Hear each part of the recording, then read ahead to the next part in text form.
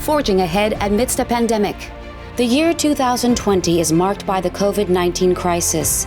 Against this backdrop, we would like to share with you the stories of a few textile and garment industry leaders who have remained agile and resilient, exploring new opportunities, or even contributing to the community. Featuring Tsuranori Nomura. With host Nicole Kohlers. Welcome to ITMA Live. Hello everyone, and welcome to another episode of ITMA Live, Forging Ahead Amidst a Pandemic. It's my pleasure to introduce our guest today. He is Tsuranori Nomura. He's a Chief Operating Officer at Murata Machinery. Murata Machinery is a leading manufacturer of textile machinery, especially automatic winders and vortex spinning machines. Nomura-san, thank you for joining us. It's a pleasure to have you. Yes, thank you very much for your invitation today. I'm very glad to join this event. With your vast experience in the textile industry, I know that Murata, they're known for machine tools, logistics and information systems, and communication equipment. Please tell us more about Murata and the secrets behind its success. Yes, Murata Machinery is developing its business in the 5 fields: textile machinery, logistics and automation, clean factory automation, machine tools, and the communication equipment, with automation as its keyword. Automation of machinery has been the theme that Murata Machinery has consistently pursued since its founding in 1935. In the field of textile machinery, which has been our business since our founding, we have introduced innovative technologies and products to the world market.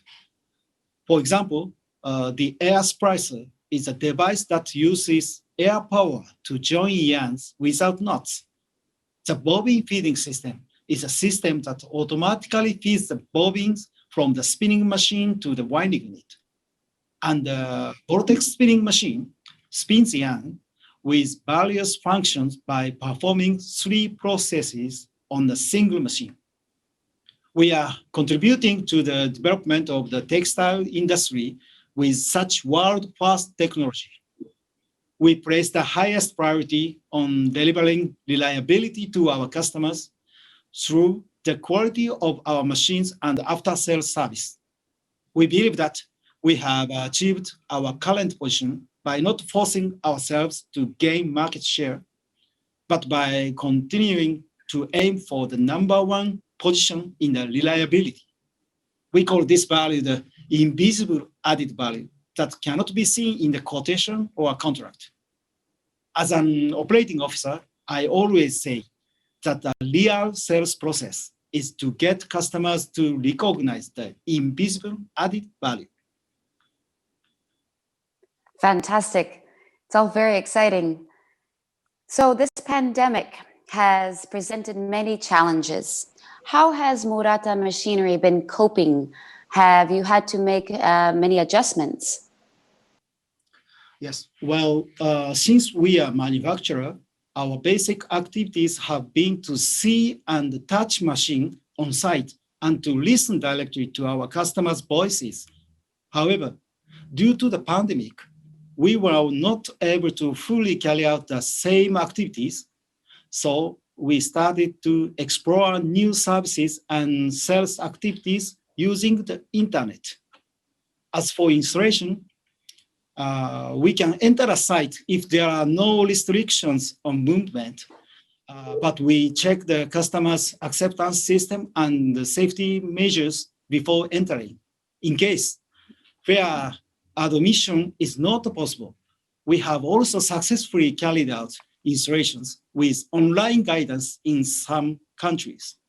What I need to do in my position is to gain the understanding of our agent and the local subsidiaries in each country of these new initiatives, and to explain them to our customers in a way that makes them feel comfortable and accepted.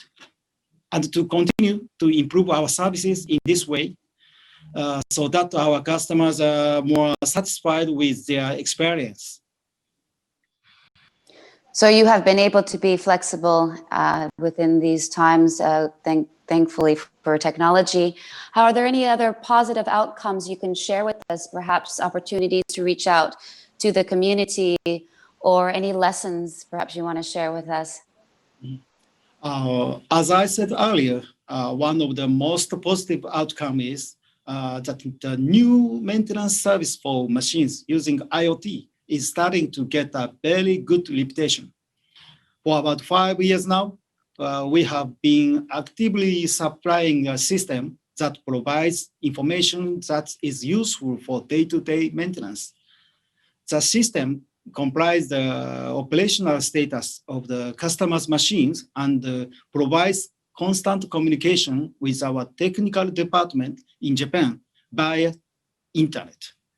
At present, we are connected with about 500 companies around the world. Until now, the data has been used for pre-visit research, but the pandemic has begun to bring the original purpose of this system, remote maintenance service, into the spotlight. By maintaining communication with our customers by online, using a combination of data and web cameras, we will be able to instruct them on how to correct defects and recommend replacement for consumable parts, which will allow us to protect the quality of their production and our service, even if we are unable to visit them. We will continue to promote this new service. And what about the impact of digitalization in the textile industry? This pandemic has caused many companies to embrace digital transformation plans. And do you think what is your opinion on this? Do you think this online presence trend is here to stay? Digitalization in the textile industry has been a theme for some time. However, there is no doubt that this pandemic has hastened its realization. On our own, we are confident in our technology, which, as already mentioned, allow us to collect and analyze operational data and return the result in a report, or allow our customers to see the required information for maintenance from their mobile devices. On the other hand, what is lagging behind in the need for online management to analyze data on all machines in the plant, from front-end to back-end processes. And in the future, quality and delivery management from raw materials to finished products. For the former, cooperation between machine manufacturers is essential. The latter requires the disclosure of data by all textile companies. It is not easy, and there are many barriers to realizing it, but we believe the day will come when it will no longer be a dream world.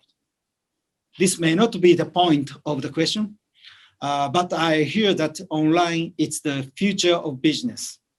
But no matter how far online usage has progressed, I believe that face-to-face conversations and the trust that comes from them are absolutely necessary in B2B business, where the investment is significant. The reason why online business is taking shape now is because of the experience base of face-to-face business, in my opinion. Is it old-fashioned? As we all know, B2C business increasing going online. It is estimated that 40% of apparel industry will be converted to e-commerce in 10 years. I think this is a natural progression. The range of textile product is expected to expand with a greater variety and smaller lot sizes, and more sustainable yarns and fabrics. In this context, providing consumers with more detailed explanations of our commitment to yarn and manufacturing method will increase their willingness to buy. This could be an opportunity for our one of our product, the vortex spinning machine. For example, we believe that the demand for high value added machines, such as a vortex spinning machine, which can shorten the process and produce differentiated yarns, will increase in the future. First of all, of course, we would like to create a machine that meets our customers' needs. And then we would like to make good use of online to effectively promote the benefits of the machine to as many customers as possible.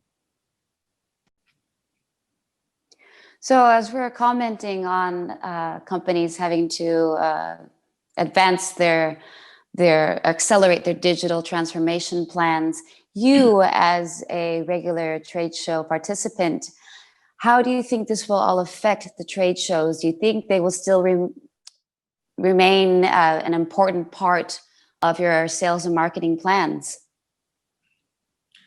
Well, we believe that trade show will continue to play an important role in our sales activities. Digitalization has given our customers a variety of ways to gather information. Today, we don't have many opportunities to visit our customers or meet them at trade shows. But online, we can communicate with our customers more often and more widely than ever before. By combining real and virtual exhibitions, we may be able to meet with customers who were not able to come to the exhibition hall. We believe that by making the best use of advantage of each, we can expand the possibility of meeting new customers. No, that's it's true that it's been great that we've been able to take advantage of this online communication like us right now. But we certainly hope to see you in person at the next ITMA 2023.